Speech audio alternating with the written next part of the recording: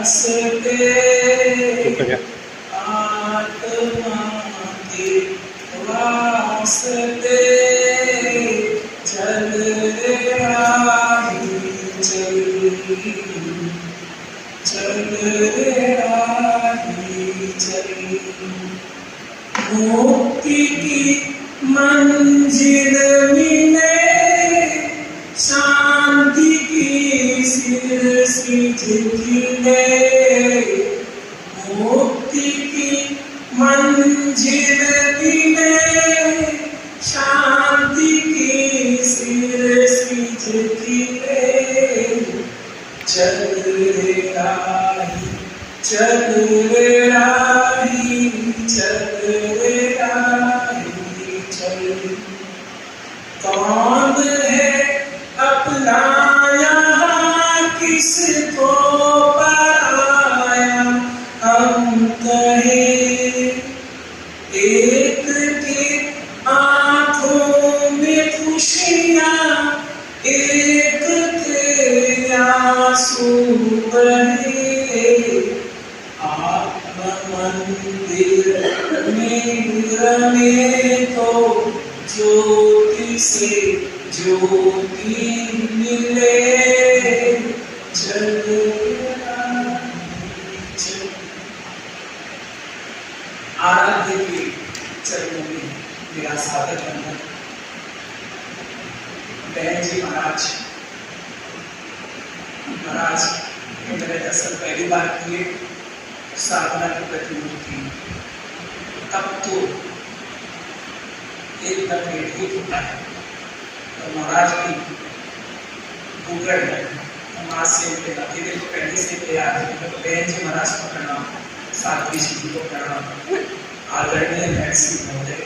इनको मैंने ऑफिस आए थे जब इनको सुना था तो लगा कि राजनीति में इस प्रकार के प्रबुद्ध व्यक्तियां हैं, राजनीति में इस प्रकार के परिपक्व व्यक्तियां हैं, राजनीति में इस प्रकार के संतुलित व्यक्तियां हैं, तो समाज का, देश का विकास निश्चित है। मैं इनको प्रणाम करता हूँ।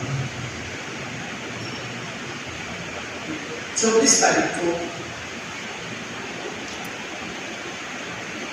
पंचमी, कृष्ण पक्ष, ब्रह्म मुहूर्त। रात को मैंने भाई जी कहते थे आज नहीं भाई जी को नींद की गोली दी। उसके बाद जो नींद आ गई थी उस दौरान ये जाप करवाया। ये भी कोई स्वामी जी की कृपा थी। बिल्कुल शाम को शरण है, बिल्कुल शाम को शरण है, बिल्कुल शाम को शरण है। और फिर ओम सिद्धा ओम सिद्धा ओम सिद्धा। और सुबह 6 बजे भाई जी आराम से निद्रा में चले गए या कहते समाधि में चले गए। स्वामी जी को याद करते करते, सिद्धों को याद करते करते हमने सुना है जो अंतिम भाव होते हैं तो बड़ी यात्रा की प्रथम आयाम होते हैं। और भाई जी सुबह 6 बजे फोन आया कि भाई जी तो निद्रा से निद्रा में प्रवेश कर रहे हैं, समाधि में प्रवेश कर रहे हैं। भाई जी हमारे सर्वस्व थे। भाई जी के साथ मैं ये समझू कि भाई जी का आत्मा का विहार हुआ है प्रभु की संग में। भाई जी का महाप्रयाण हुआ है, वो तो महाप्रयाण कर गए, वो तो प्रभु के संग में चले गए। हमारा एक स्वर्णिम युग, हमारा एक जो स्वर्णिम आयाम था पूरे जीवन का, वो संपन्न हो गया। पहली बार सुना था, पढ़ा था, बोला था, अनित्य के सिद्धांत का सीधा बोध हुआ। पहली बार राजमती जी महाराज से शासन गौरव, राधन के गौरव, नगर के गौरव संस्था नाम प्रसाद जी पोदार, साथी राजमती जी भगवान के स्वरूप। वैसे जी हम लोग बहुत भाग्यशाली है कि समाधि हनुमान प्रसाद जी पोदार जैसी विभूति हुई, शासन गौरव राजमती जी महाराज जैसी विभूति हुई। महाराज से सुना था कि जीवन जिसको कहते हैं वो संयोग योग की कहानी है।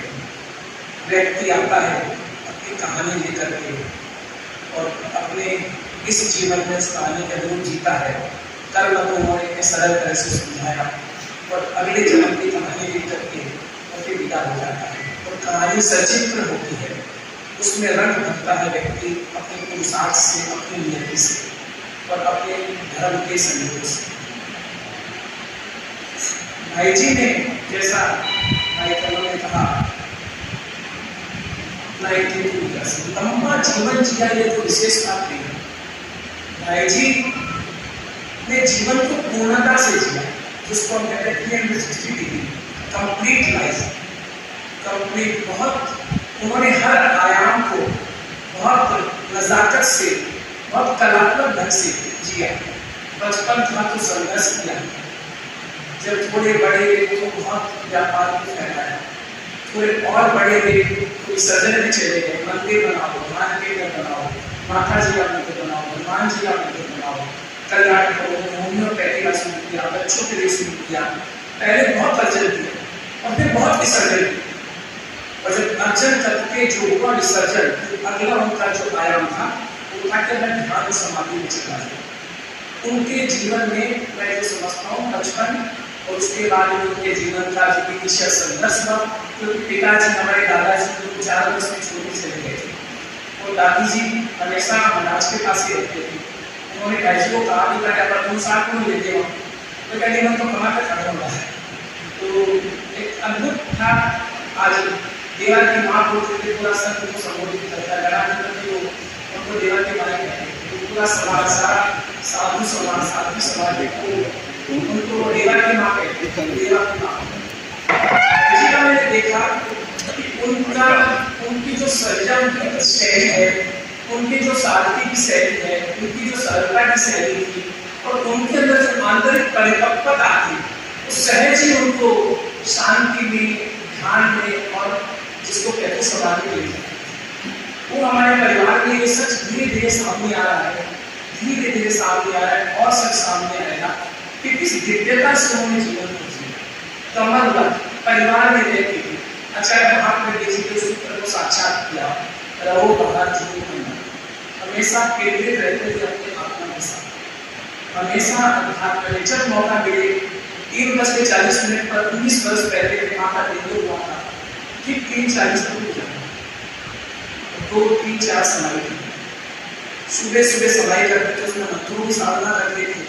उसके बाद में कायस्वर की गहरी साधना थी, उसके बाद में परीक्षा की साधना थी। शाम को पूरे परिवार के लोगों को लेकर के जब किया करते थे जूम पर, जिन बहनों का कई बच्चे बाहर हैं, अंदर हैं, सब जूम पे जहाँ भी संपूर्णता आ जाते थे तो हमारे लोग चैत्र पुरुष करते थे, अरुण का जाप करते थे, रूप सीता का जाप करते थे।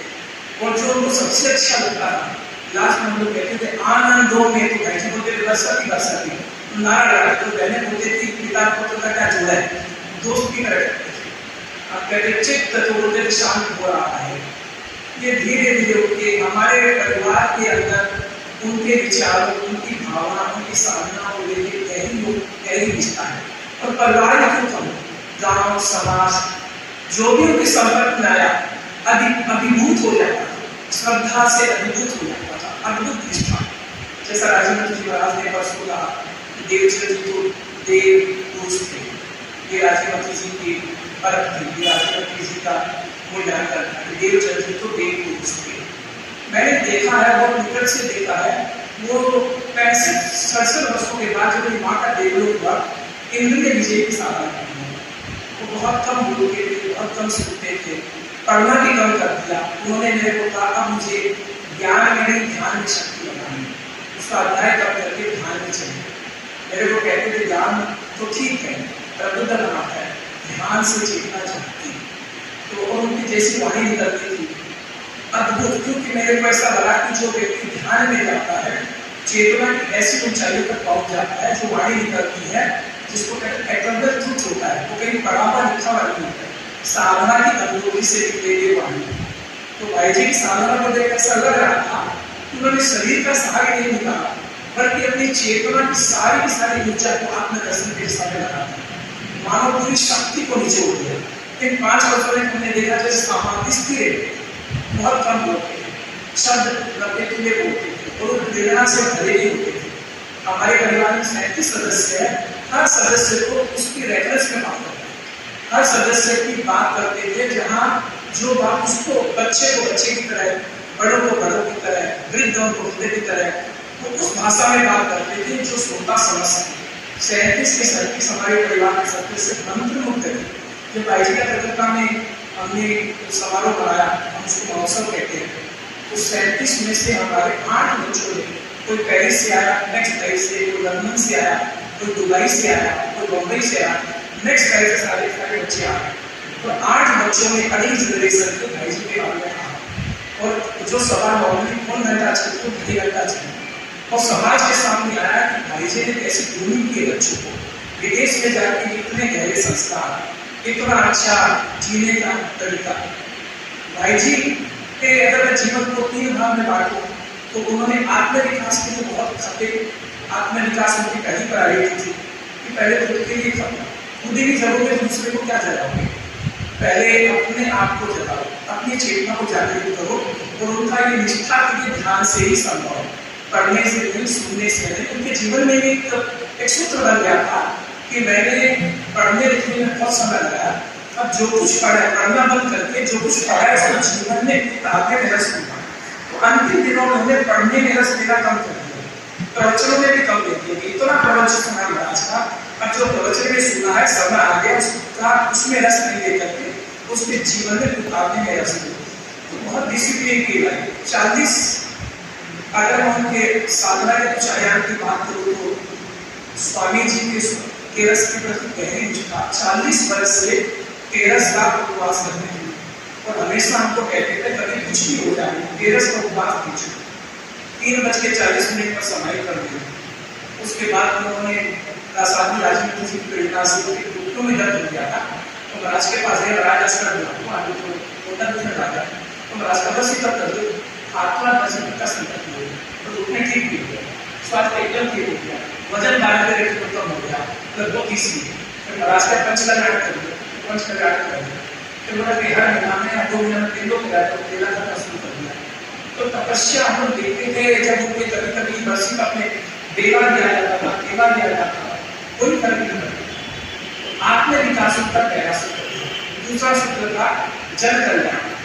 वो अगर उनके पास 1 रुपये का साधन है तो 100 रुपये का सिक्का देते थे। मेरा भाई जी की औसी को जैसी और वो भी जानते।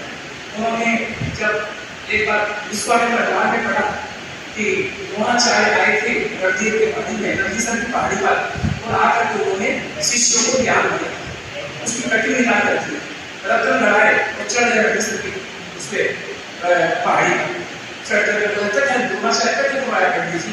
पंडित जी क्या सेठ जी बात तो ठीक है, बता देना मेरा माता जी को मंदिर है, बाबा को मंदिर भी दरकार है, तो क्या कर सकते?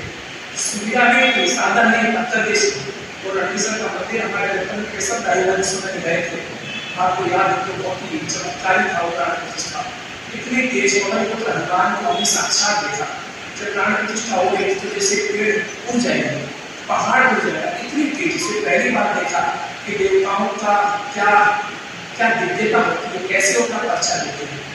ये करने के बाद रतनगढ़ गए, कलकत्ता में तो जो ध्यान केंद्र होगी, महाराज का ठिकाना बड़े ध्यान केंद्र होती है, तो वहाँ पर उन्होंने सीता जी को मैंने बताया 110 मिनट का जगह दी, तो मैंने इतनी जगह दरबार देखा भी छुट्टी पड़ी थी, करके बोले सुषमाणी माता को अपना मंदिर बनाना। तो सुषमाणी माता जी को मंदिर बनाया, इसके घर को नहीं समाज के लिए बनाना, सुषमाणी माता जी का मंदिर बनाया। फिर भावा सिद्धनाथ माता का मंदिर बनाया, और पता नहीं सिद्ध पुरुष थे जो बोलते थे हो जाता हुआ, इसलिए हम लोग भी तो जो बोलते थे वो ड्रीम करते थे, हम लोग नहीं करते थे। हम लोगों ने कभी क्वेश्चन नहीं करना चाहिए, इतने कुछ औसत हो जैसे गुरुदेव की कृपा से हो जैसे, तो वहाँ पर सत्यनारायण बाबा का मंदिर बनाया। फिर उन्हें यहाँ प्रज्ञालय बनाया, प्रज्ञालय ध्यान केंद्र बनाया। किसी देव के भी बोले थे नीचे ध्यान केंद्र बनाओ, आचार्य महाप्रभु जी ने स्वयं अपने कर्तव्य से उस समय में आचार्य महाप्रभु जी का कुछ शब्द याद है कि यहाँ से संप्रेषित होने वाली ऊर्जा पूरे संसार का कल्याण करेंगे। तो ये आयाम था उनके जीवन का। मैं हमारे भाई जी, हमारे सर्वस्व, हमारे फादर ने गॉड फादर, हमारे फादर्स क्या तो सर्वस्व सब कर्ण होता है, रूप होता है, ये तन मन धन होता है, एक तो यश होता है। आज जैसा मैंने महाराज को निवेदन किया था कि छत्र छाया कर गई, उस पर आत्मा के प्रति संप्रेषण भाव का करें। भाई जी आप आपका दर्शन भी लग जाए, मैं अंत में भाई जी से महाराज बहन जी महाराज बता रहे हैं, मैं भाई जी से संवाद करूँगा जो मैंने लिखा है कुछ शब्दों में भाई जी से, क्योंकि भाई जी का देव भी है। भाई जी का रतन मेरे प्रति अद्भुत गुण था। जब पिछली बार आचार्य जी पढ़ा रहे थे भवन, तो मेरे को उन्होंने एक दिन में कि घर को जाना बैठा और मेरे को चला के बोले आचार्य जी प्रोग्राम में बोलो, मैं भाई जी बहुत बिगड़ के तरह बोलो है, तो बोलने की कृपा की मैंने अपने भाव वहाँ पर रखे थे। तो मैं भाई जी को ये निवेदन करूँगा, ये प्रार्थना करूँगा, उनसे संवाद करूँगा बहन जी महाराज के सामने, देव पूरे भाई भावों के सामने कि भाई जी आपने जो भी अद्वितीय क्षण हमको दी है, आपने जो भी अद्वितीय क्षण में दिए, जीवन दिया, जीने की शैली सिखाई, अनंत आनंद दिया, अनंत आनंद ज्ञान दिया, अनंत आनंद दर्शन दिया, उसके लिए अनंत अनंत कृतज्ञता, अनंत अनंत आभार। भाई जी आप यहाँ भी हैं, हम सब समाज के लोग, परिवार के लोग, हमारे परिवार के लोग सब आपके प्रति मंगल भावना करते हैं। भाई जी आपको उत्तम से देते हुए हमको पता है, हमने आपके जीवन को देखा है, आप प्रभु के सामने शरण में हैं, हमको पता है आपको गुरु देव की शरण प्राप्त है, हमको पता है आपको सिद्ध हनुमान बाबा की शरण प्राप्त है, हमको पता है आपको स्वामी जी की शरण प्राप्त है, हमको पता है रामकृष्ण की शरण प्राप्त है, हमको पता है आचार्य महाप्रदेश की शरण। तो भाई जी हमको आप, हमारा आपसे यही निवेदन है कि आप जहाँ भी हैं, जिनके भी शरण में शीघ्र अतिशीघ्र सिद्धत्व को प्राप्त करना, बुद्धत्व को प्राप्त करना। भाई जी हमारे इस जीवन में वो अपना नहीं होता, जब भी मिले हम प्रभु के संवत्सर में मिले, जब भी आप देखो हमसे उत्तर ग्रहण कर लेना, आप आत्मज्ञानी होकर मिलना, आप आत्म अनुभव को प्राप्त कर हमें इस मार्ग में चलते हुए हमारी प्रेरणा लेकर मिलना, इसी भावना के साथ